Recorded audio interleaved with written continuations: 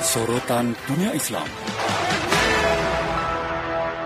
Rekan Dakta, kita lanjutkan kembali dan sudah tersambung dengan Pak Hairul Fuad. Assalamualaikum Pak Fuad. Waalaikumsalam warahmatullahi wabarakatuh. Siap. Pak Fuad, kita membahas terkait dengan merosotnya akhlak dan adab alumni pesantren. Tentu apa yang melatar belakangi hal ini Pak Fuad, silakan. Baik Mbak Ulfi, sebelumnya saya mohon maaf karena sedang berada di Malaysia, jadi mungkin jaringannya agak terputus-putus. Siap Pak. Iya Mbak Ulfi, kita bahas pagi ini soal penelitian yang dilakukan di UIN Makassar tentang alumni pesantren di kampus banyak yang lalai sholat dan mengalami degradasi akhlak atau moral, terutama ketika mereka memasuki kampus. Ada yang di kampus umum dan ada yang kampus sifatnya agama.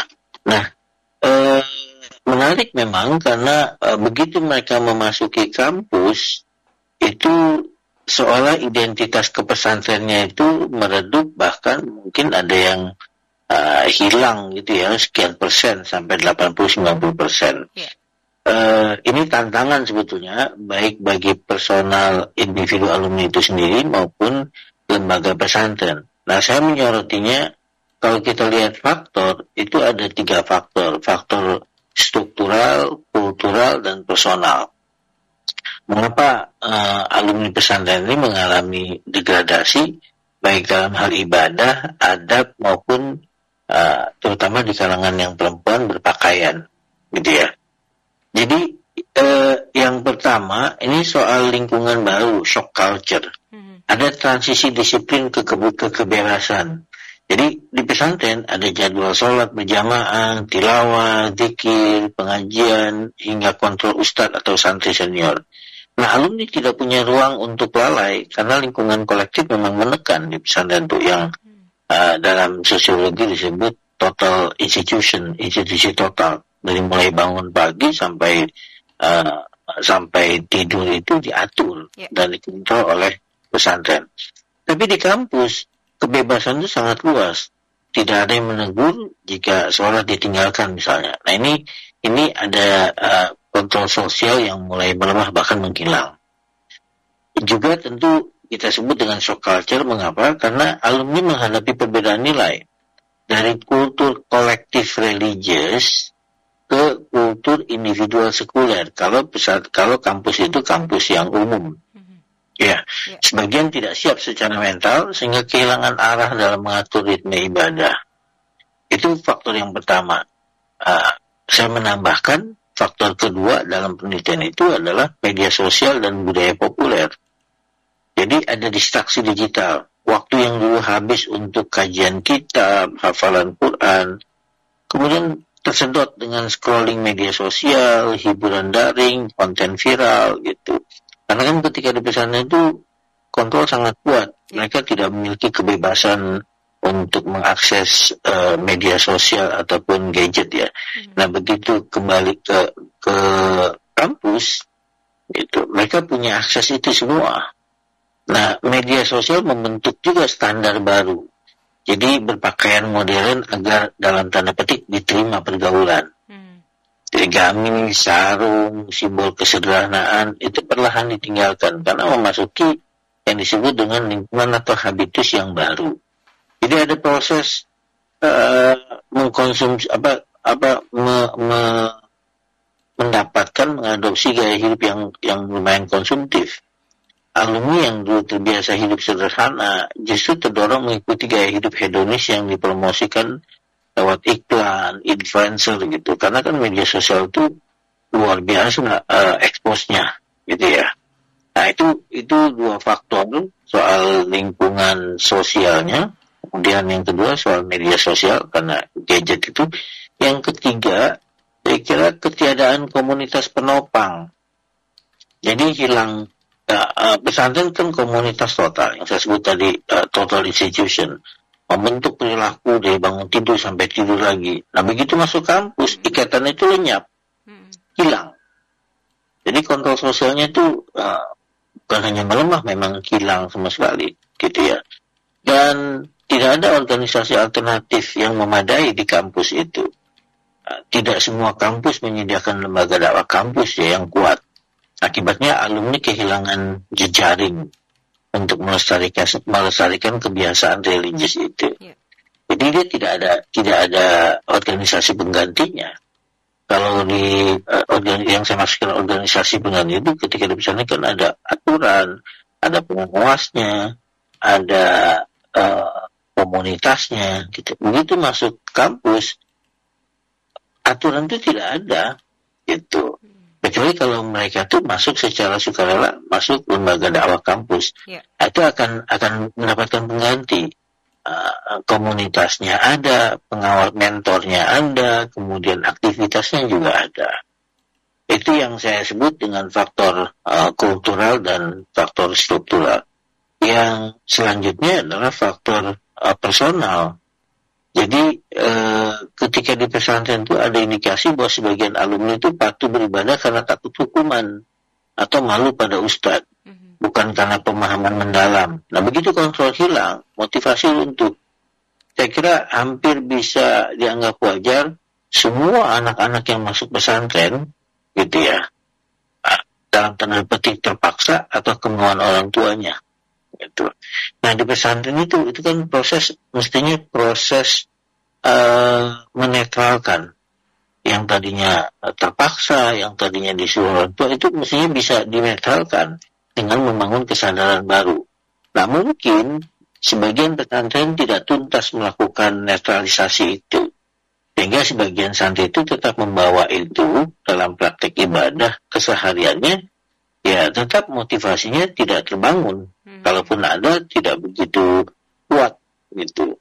Nah ini juga masukan buat pesantren bahwa kalau dalam pendidikan biasanya itu kan ada, kalau di TK ya, saya ambil gambaran TK. Ketika orang masuk ke sekolah TK itu ada proses netralisasi.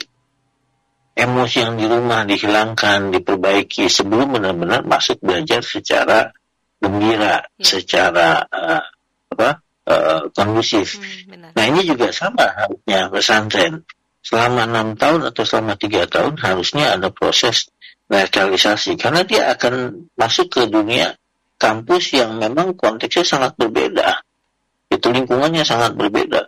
Kebebasan itu berbanding terbalik dengan suasana kontrol yang ada di pesantren. Itu faktor personal. Jadi mungkin kita bisa sebut sebagian mengalami krisis kesadaran spiritual. Pesantren tidak selalu berhasil mengubah pengetahuan agama menjadi kesadaran yang kita sebut dengan kesadaran eksistensial.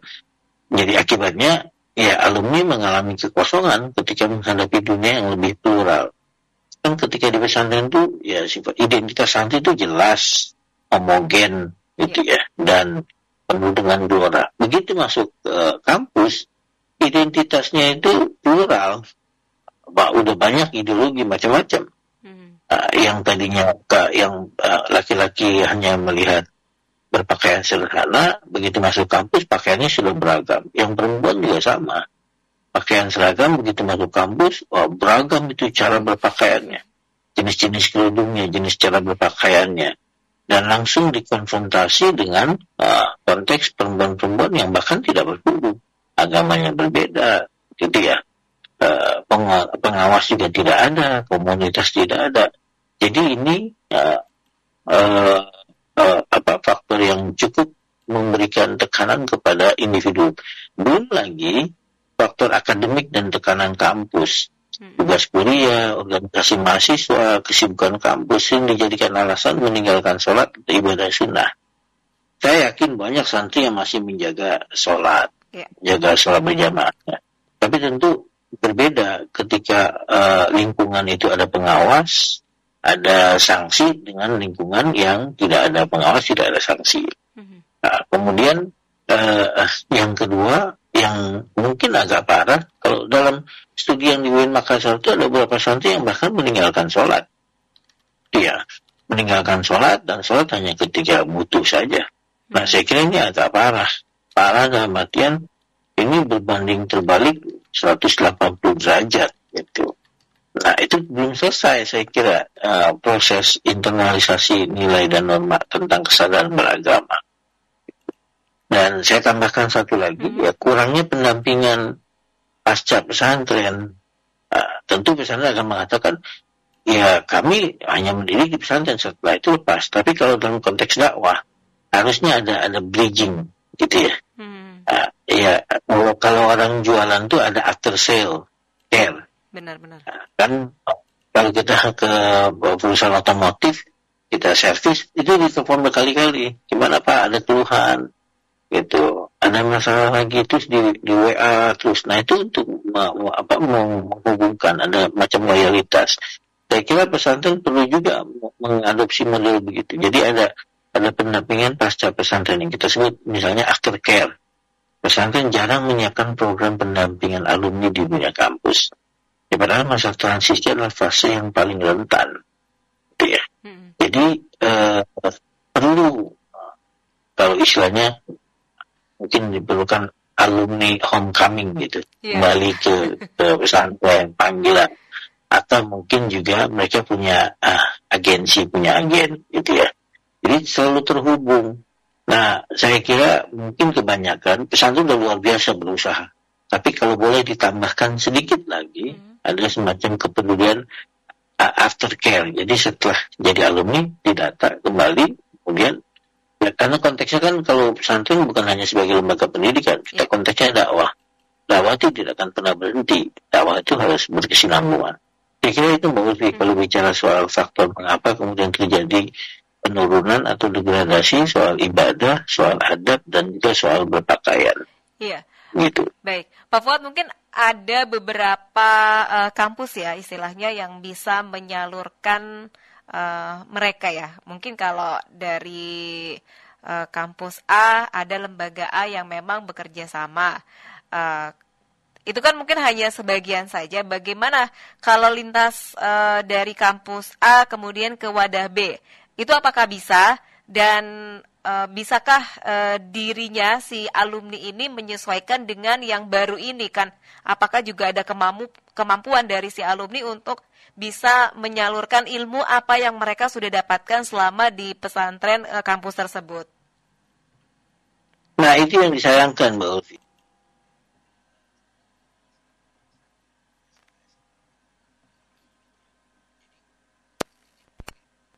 Itu kan umur tanggung jawab orang tua. Iya. Itu berseragam. Begitu masuk kampus, itu sudah tanggung jawab individual. Cirinya, mereka tidak berseragam. Mereka punya tanggung jawab sendiri. Cara belajar pun ketika di kampus, itu sudah mau nyatet, mau enggak, itu dosen enggak peduli, terserah. Gitu. Tapi kalau ketika masa SMA, itu masih diperhatikan oleh gurunya. Jadi kalau dari kampus, itu dunia tanggung jawab sendiri. Gitu. Nah, dipadukan dengan konteks ke kampusan gitu. Kampus kan memang bukan total institution, bukan institusi total yang mengurusi moral, akhlak, pembentukan karakter dari A sampai Z gitu, mahasiswanya. Nah, kampus lebih fokus pada proses kognitif saja. Transfer pengetahuan soal akhlaknya itu lebih banyak dikembalikan kepada individu dan keluarga masing-masing. Gitu. Nah, sayangnya itu yang saya bilang di pembekalan tuh mungkin kurang begitu mendapatkan porsi yang banyak gitu ya. Fokus pada pembentukan karakter, tapi tidak memberikan proyeksi bahwa ketika Anda keluar dari pesantren, Anda akan menghadapi dunia yang luar biasa. Gitu.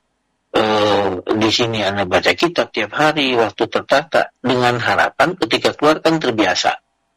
Ini kan ada dua teori. Orang yang terbiasa tertata jadwalnya nanti akan bisa menata hidupnya sesuai dengan jadwal. Tapi ada juga yang mengatakan karena ini ditata, begitu keluar ke lembaga, ke lingkungan yang bebas, itu akan kebebasannya 180 derajat berbanding terbalik dengan pesantren. Dia akan maksimalkan kebebasan itu. Gitu. Jadi, dan fokusnya memang sudah berbeda. Gitu ya. Mereka punya tanggung jawab personal. Lalu kemudian lingkungannya yang multi-ideologis, banyak sekali. Yang ketiga, tuntutan di kampus itu bukan tuntutan moral, tuntutan lebih kepada akademis, kognitif. Gitu. Nah, betul kata Mbak, apakah mereka mendapatkan lingkungan yang tidak ada, di kampus tidak ada. itu diserahkan kepada personal masing-masing. Makanya mahasiswa itu banyak yang kreatif membentuk komunitas, lembaga dakwah kampus, pengajian gitu. Nah, itulah tugas pesantren mestinya mengarahkan ketika Anda pergi ke kampus gitu ya. Pertama, Anda harus mendapatkan lingkungan yang sama, jejaring, mencari yang punya misi yang sama. Yang kedua, perlu ditekankan, mereka itu role model harusnya, gitu ya. Nah, kalau ke pesantren umum, kalau mereka tidak bisa membentuk nilai-nilai keislaman, maka masyarakat muslim yang tidak masuk pesantren akan bisa lebih parah. Mereka akan beranggapan yang dari pesantren aja sholatnya bolong-bolong, apalagi yang tidak masuk pesantren, gitu. Jadi ini berbahaya karena yang pesantren semacam menolerir ketidakbersemangatan beribadah.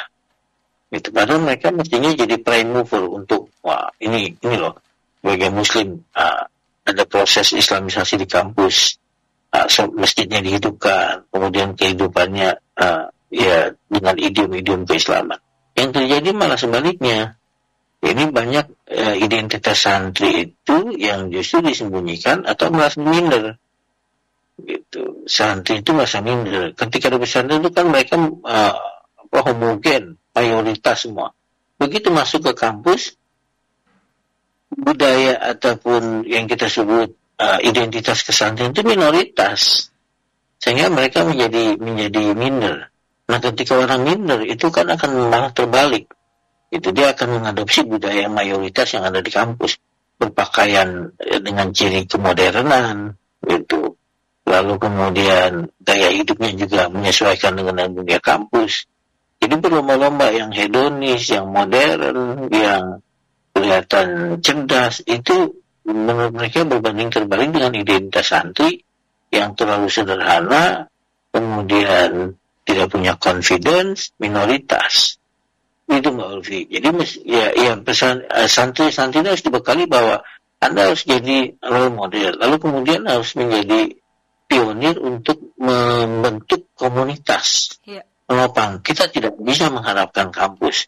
Jangankan kampus yang sekuler, yang umum gitu ya. Kampus negeri, kampus muslim saja tidak memberikan wadah itu, kecuali hanya memberikan tempat ibadah, masjid, dah selesai. Tinggal bagaimana mahasiswa mendefinisikan masjid dan memaksimalkan fungsi masjid itu. Gitu. Kampus tidak akan memberikan pengarahan, karena mereka akan mengatakan, ya kita bukan pesantren, kita bukan lembaga pembentukan karakter. Kalau pembentukan karakter selesai Anda di level SD, SMP, SMA. Dan ketika di kampus, itu adalah level untuk pemenuhan kapasitas kognitif dan persiapan dunia kerja.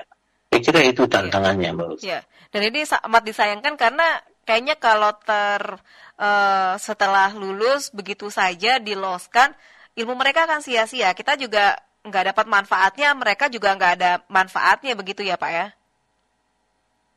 Iya, jadi itu yang nanti ada keterbelahan antara ilmu dengan adab atau etika. Benar. Ilmu keislaman kita berharap bisa menopang mereka, apapun mereka profesinya. Ketika ada pesantren yang umum, ada pesantren yang sifatnya ini, SMP, SMA, tapi boarding. Iya. Gitu. Jadi kita bedakan, ada pesantren yang mempelajari agama, gitu ya. Ada pesantren yang umum sebetulnya kayak SD, SMP, tapi boarding dipesantrenkan. Nah, di luar jam belajar itulah diisi nilai-nilai keislaman dan ibadah gitu. Nah, ketika masuk kampus harusnya kan mereka lebih siap, karena ilmu umumnya ada dan etika kemudian ibadahnya lebih kuat gitu. Itu yang kita harapkan. Nah, kalau tidak, mereka tidak bisa memberikan warna, bahkan nanti akan menimbulkan semacam krisis keteladanan di kampus dan juga persepsi publik yang kurang begitu percaya pada pesantren. Mereka akan mengatakan 6 tahun pesantren gitu. Lalu kemudian masuk kampus hilang begitu saja, bahkan tergerus, percuma dong gitu. Nah, padahal mereka berharap banyak. Tapi apapun, saya selalu mencatat yang masuk pesantren itu masih, ini pengamatan saya, masih lebih baik ketimbang yang tidak mengalami pesantren karena tidak digembleng selama 24 jam gitu. Itu dari sisi keagamaan. Saya kira dari sisi yang lain, anak-anak pesantren itu punya nilai kemandirian. Bayangkan mereka yang kuliah pesantren gitu ya, dari SD, SMP, SMA di rumah, lalu kemudian kuliah di Jawa Timur, orang Jakarta. Dia ngekos sendiri, itu perlu struggle, itu perlu perjuangan tersendiri. Tapi buat pesantren itu hal yang biasa. Jadi ada nilai besarnya soal mental dan kemandirian. Tapi memang ada sisi lain yang perlu disayangkan, bahwa apa yang mereka praktekkan di pesantren terkait dengan adab dan ibadah itu mengalami degradasi karena kehilangan yang disebut dengan habitus atau lingkungan pendukung. Begitu. Iya, baik. Pak, misalkan ada lembaga, misalkan saya sebut saja ya, Dewan Dakwah ini kan juga istilahnya bisa menyalurkan para alumni pesantren untuk bisa mendakwahkannya.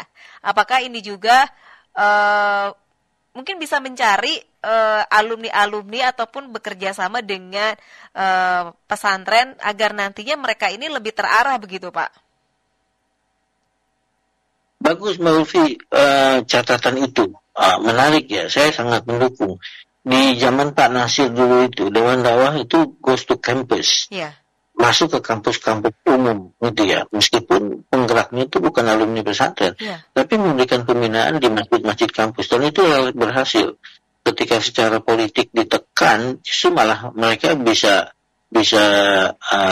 menjadi penggerak di kampus-kampus alumni PI, HMI gitu. Dan memang dari dulu jadi sorotan yang pesantren itu tidak mengambil inisiatif gitu. Nah, dalam konteks yang agak berbeda, politiknya sudah bebas gitu ya.